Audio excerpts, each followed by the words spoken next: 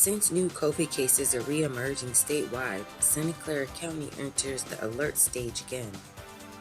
Holidays are approaching with an expected high travel volume in the Bay Area. We'll show you what travelers need to know before they set out. Biden fights hard for his victory. For the viewers, the process is nerve-wracking to watch. Update News starts now. From the School of Journalism and Mass Communications at San Jose State University, your source for what's happening with a fresh perspective on today's issues. You're watching Update News.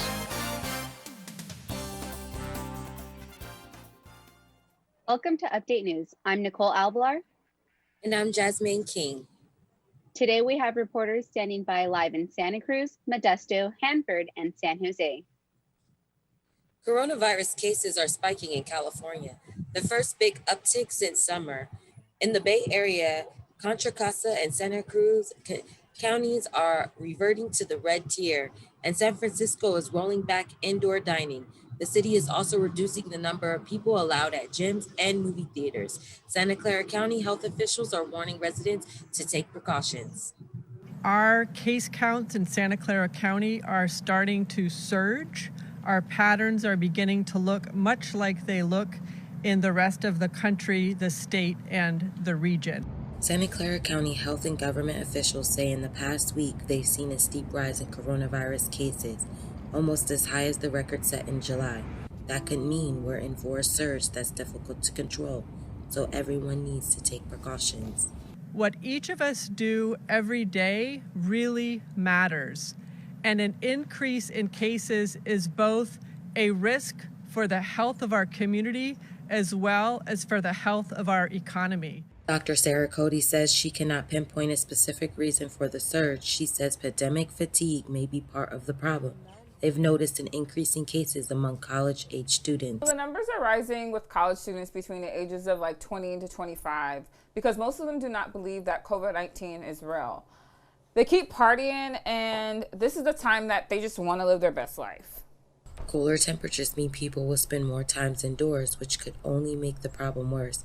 Officials are reminding people that just because they are related to those who come to visit for Thanksgiving, it doesn't mean it's safe to gather indoors. Especially as we enter a season where we all very much want to be much more engaged with family and friends. If numbers continue to rise, the restrictions will tighten. If we don't get our numbers to keep coming down, we are going to move up a tier, which will increase restrictions in our county. I want to say that again. California has more than 900,000 confirmed cases of COVID-19, resulting in over 18,000 deaths. The spike in the number of COVID cases comes at an especially dangerous time because holiday season is quickly approaching. With 900 new cases of the coronavirus in Santa Clara County in 1 week alone, self-quarantine is strongly recommended if people decide to travel into the Bay Area. Flights are at a low cost due to decreased travel, and health officials worry this will be an incentive to visit long-lost relatives. As a precaution, Bay Area County health officials are looking for ways to prevent the rise of cases during holiday travels. Some recommendations include a 14-day self-quarantine directly after you reach your destination. I do understand and appreciate people wanting to be near family over the holidays. So if there's another way to manage that, with the quarantining, with the testing, that would help. COVID cases were expected to increase during the fall months due to colder temperatures, but health officials want to prevent any backsliding from counties reopening status and hope to prevent numbers of spiking. It has been more than 5 days since the media networks declared Joe Biden the presidential elected winner. But up until this point, his team has been waiting for the formal transition recognition. The General Services Administration must determine the winner under the 1962 Presidential Transition Act. President Trump refuses to accept his election loss. This is holding back the required step to transition on the recognition of President-elect Joe Biden. His unwillingness to begin the formal transition process has Biden supporters concerned with the future. Behind us. And we just received positive. For everybody. We've experienced Trump's way of handling the country, and that was not great. So I guess we needed to give Biden the opportunity to make America great. In the House. President Trump says that the election is still not over and that he will continue to fight for what he calls the truth. The 2020 election map has been changing frequently since day one of the presidential election. But there are some details people might miss. Hui Shen Chung is live in Santa Cruz with more. With the former Vice President Biden being the winner of the election, here is the Electoral College map as of Tuesday. Americans and the rest of the world have stared at this map for 5 days, and it says more than just who will be the next president. Previous Republican strongholds like Georgia, Pennsylvania, Wisconsin, and Arizona turned blue, providing a lesson in civics for young people. Actually, I was really surprised to see that Georgia voted Democratic. Others look at Georgia turning blue as a political change. For the very first time after almost 3 decades, yes, 3 decades, Biden literally flipped Georgia by only being ahead by 4,000 votes. San Francisco State political science professor Jason McDaniel says it is predicted having Biden winning more than 2 conventionally Republican states is truly rare in the election history. If not a surprise, it's an important sense of where American politics is right now, that those states are not necessarily reliably Republican the way they were not so long ago. The public in Santa Cruz calls for celebration after seeing some critical states turn blue. Over 78% of the votes in this county went for Biden, an area of both urban and suburban voters, with radical diversity. Those kinds of suburbs, which have definitely been growing in the last 10 years, 15 years, those seem to be the ones that turned out well and really powered Joe Biden's support amongst those kinds of groups. Another matter followed after the presidential election is the Senate race, and you will shape Biden's policy agenda in the future. Live in Santa Cruz, Hui Shen Chung, Update News. The 2020 election ups and downs put voters' emotions at the front seat of a roller coaster ride. Lupe is live in Sacramento with more. Jasmine, I'm in downtown Sacramento where some of the buildings are still boarded up. Business owners are worried about the possibility of riots after the election. And as you can hear, Sacramento is still going strong with construction workers in the back. But this does not mean that the election didn't come at a high cost for many. The crowd gathered to celebrate Joe Biden's win. But this election has not been a stress-free process. It was definitely very stressful. I feel like sleep was not an option because we kept having to constantly refresh and see what the results were. The American Psychological Administration reported that more than half of Americans indicated this election as a stressor in their lives. Stressful because being part of the LGBTQ community, it brings anxiety to know that my rights are at stake. This election, in comparison to the 2016, has tripled the stress levels among individuals. Where people, at one point felt like they had to choose between their own health, their own safety, and the right to vote. Of course, this brought a lot of unrest in people. Buildings are boarded up in preparation of people's reaction after the election results. There's also a lot of misinformation that is shared over the internet. This leads to less rational thinking and more catastrophizing forms of thinking in people.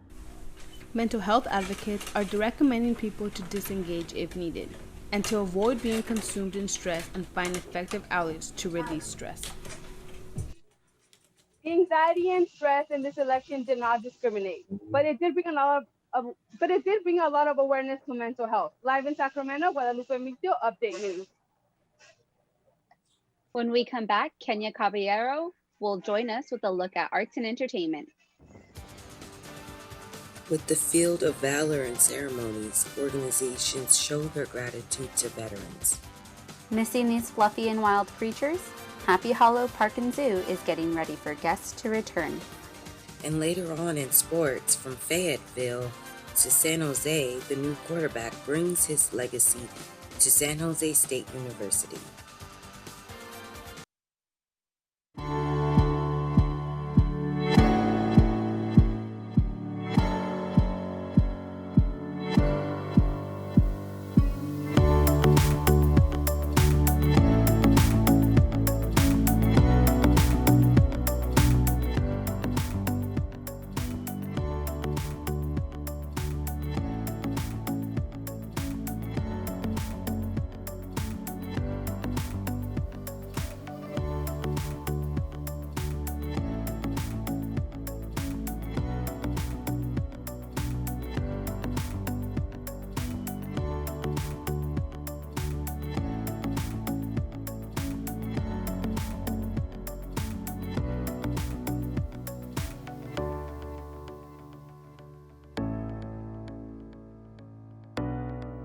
This week, the nation is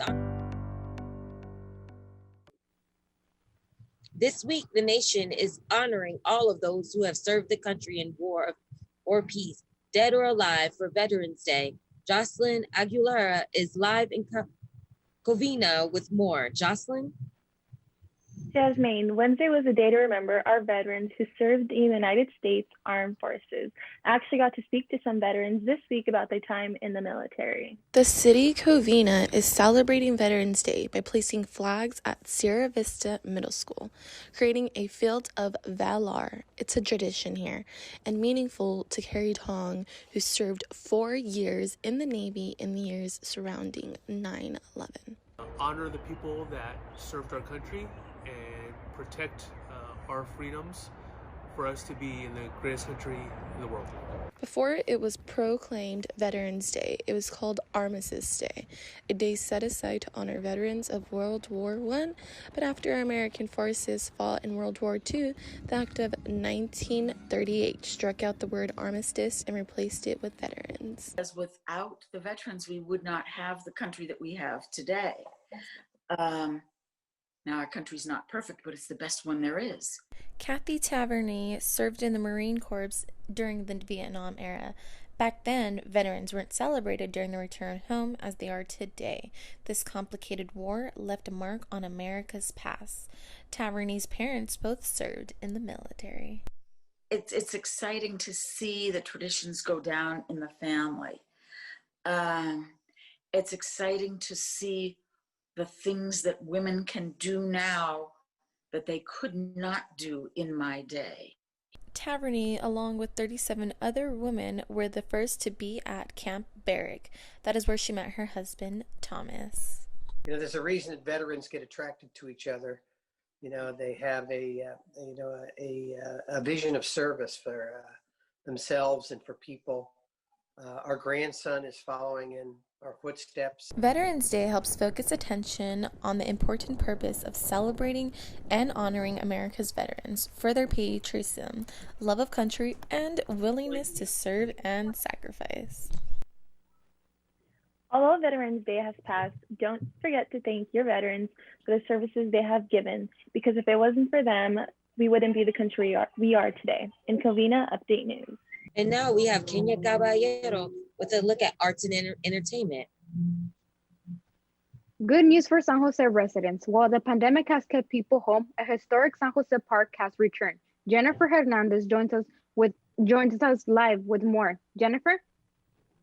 Kenya, if you're looking for some outdoor recreation and education, you're in luck. A nearly 65-year-old San Jose Zoo inside of Kelly Park is in its reopening phase and ready for the public to return. After being closed for 7 months, San Jose's only zoo is getting ready to reopen with new health and safety guidelines. We are here at Happy Hollow Park and Zoo to take a behind-the-scenes look at the park before it reopens. Due to COVID, rides in the puppet theater will be closed. This limits the park to just the zoo, creating a discounted walkthrough for customers to enjoy the animals, including Bayou the alligator, Sophia the jaguar, and the oldest member, Congeely, in her newly renovated exhibit. The animals have been a priority during the closure and have missed the visitors. So during our first phase of reopening, it is going to be a one-way walking path, and there's a new virtual tour map that allows guests to learn more about our animals and their conservation in the wild for their wild counterparts.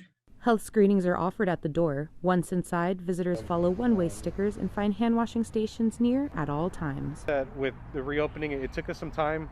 We worked really hard with the city as well as the county to make sure that we're following all the guidelines that we have in place. With new safety procedures and park updates, Happy Hollow worked diligently to be able to reopen. Happy Hollow Park and Zoo will be reopening to everyone November 24th. To reserve your spot, check out hhpz.org starting November 17th. Live in San Jose, Jennifer Hernandez, Update News. And that does it for art and entertainment. Right now, we'll take a break, and when we return, we'll have much more news for you. When we return, we'll get the forecast from Joshua Gilman. We'll also show you how the Spartan football team welcomes its 3rd consecutive win. An incredible night for our players and you know, San Jose State, people everywhere. Update News will be right back. No, with 889 passing yards and 9 passing touchdowns due in part to new Spartan quarterback Nick Starkel. We have Danny with live in Santa Cruz with more. Danny? Desmain, this is the third college Starkel has been to, all of which he's played football at. But he says that San Jose State is the perfect fit for him. From Texas to Arkansas to San Jose, Nick Starkel has been all over, but he thinks he finally found his home. I'm loving it. Spartan up, baby. It's a great opportunity, and we got a great team surrounding me. Moving schools was natural to this Army brat. I've moved around a lot in my life, so it's not uncommon for me to just say, all right, hey, let's move here. We've never been there before, but let's just move here and it'll be good. So, although Starkel is new to San Jose, he says creating a connection and building bonds with his teammates has been easy. They made it very simple for me. They said, how do you want us to run routes? Okay, you want us to run it like this. Well, we've done it this way in the past. Do you like this? It's just been a lot of communication.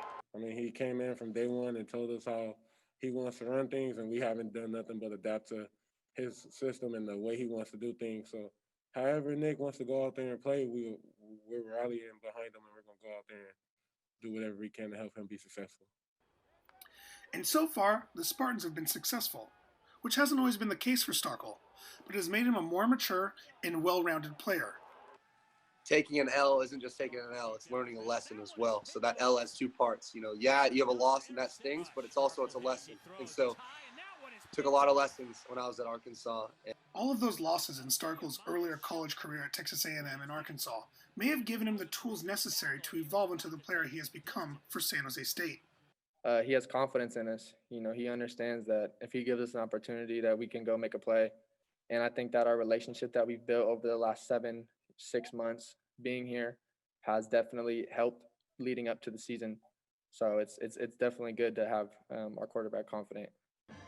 And so far, they have been playing with confidence on both sides, even with how little they had to prep for the season due to coronavirus restrictions.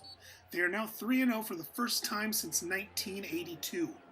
And even though Starkel was taken out early in last game due to an undisclosed injury, he has still been a big part of where the Spartans are today. Starkel says they take it one day at a time. Just stacking bricks up daily. You know, stack a brick. Completion, that's a brick. You know, the right read on something, that's a brick. Just keep stacking those bricks, and at the end of the day, we'll see what we build. The future of Nick Starkel is uncertain at the moment, but the rest of the team seems to be coming together with a stellar defensive performance last week, earning safety Trey Jenkins Mountain West Player of the Week. The Spartans head to San Diego for the first away game, still riding too high of their last win over New Mexico. San Diego has been a team they struggled against in the past. Starting quarterback Nick Starkel went down early in the game, raising doubt that the Spartans could maintain their perfect season record. Incredible night for our players and you know, San Jose State, people everywhere. You know, I was talking with our athletics director 3 years ago when we played those guys. I mean, it was really hard, and it was just awesome to see how our players kept playing and kept fighting through it. There was all kinds of things that made that game. He came in and closed out the game with another win for the Spartans, giving them their first 3-0 start since 1982. Now we have student meteorologist Joshua Gilman with the 5-day forecast. Joshua? As the chillier temperatures have recently entered California, so has the snow season. Last weekend, Lake Tahoe got about 2.8 inches of snow. Skiers and snowboarders are ready to start making their seasonal trips, and Squaw Valley Resort will surely be having visitors soon. And this weekend, there's a chance that they could receive an inch or two. Current predictions lie between 1.5 and 1.8 inches as a series of weak low-pressure troughs begin to move through the northwest. Diving over to the Bay Area now, it will be mainly sunny throughout the weekend, and mostly cloudy weather will come early into mid-next week. Also, there's a slight chance of a return of wet weather by mid-next week. Can't wait for the rainy season to be kicking in. Now, Going into the 5-day forecast, in Santa Cruz, their high temperatures will mainly be in the mid to upper 60s, and the low temperatures will continue to be chilly in the mid to upper 40s. In San Francisco, their high temperatures will hover within the mid 60s, and the low temperatures will be in the lower 50s. And in Oakland, their high temperatures are looking very similar, with high temperatures in the mid 60s and low temperatures in the lower 50s. Finally, in San Jose, the high temperatures are going to mainly be in the upper 60s, and the low temperatures will be in the mid to upper 40s. The chilliest night will be on Saturday at about 44 degrees. That's all I have for you now. Enjoy the start of the snow season for those going to Lake Tahoe soon. And now for a look at SJSU's upcoming events. On Friday, November 13th, join the SJSU Library for some fun at the International Games Day event. The library will be hosting a virtual event from 2 to 6 p.m. You can play along with fellow Spartans. And starting November 16th, the library will present Art Across Culture in honor of the International Education Week. The virtual event will showcase videos of art from different parts of the world and will be available until November 20th. These are just a few events for you to enjoy from the comfort of your own home. And that does it for this week's edition of Update Noon. For all of us here, thanks for joining us and see you next week.